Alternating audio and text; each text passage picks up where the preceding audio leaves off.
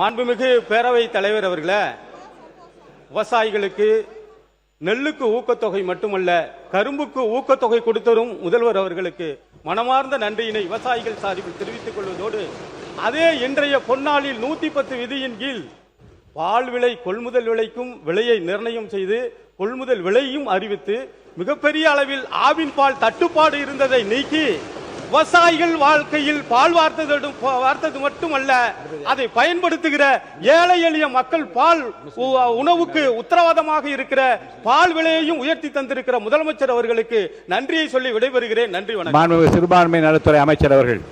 மாண்புமிகு பேரவை தலைவர் அவர்களே, விவசாயிகளுக்கு நெல்லுக்கு ஊக்கத்தொகை மட்டுமல்ல கரும்புக்கு ஊக்கத்தொகை கொடுத்தரும் முதல்வர் அவர்களுக்கு மனமார்ந்த நன்றியினை விவசாயிகள் சார்பில் தெரிவித்துக் கொள்வதோடு, அதே இன்றைய பொன்னாளில் 110 விதியின் கீழ் பால் விலை கொள்முதல் விலைக்கும் விலையை நிர்ணயம் செய்து கொள்முதல் விலையும் அறிவித்து மிகப்பெரிய அளவில் ஆவின் பால் தட்டுப்பாடு இருந்ததை நீக்கி விவசாயிகள் வாழ்க்கையில் பால் வார்த்தது மட்டுமல்ல, அதை பயன்படுத்துகிற ஏழை எளிய மக்கள் பால் உணவுக்கு உத்தரவாதமாக இருக்கிற பால் விலையையும் உயர்த்தி தந்திருக்கிற முதலமைச்சர் அவர்களுக்கு நன்றியை சொல்லி விடைபெறுகிறேன். நன்றி, வணக்கம். மாண்புமிகு சிறுபான்மை நலத்துறை அமைச்சர் அவர்கள்.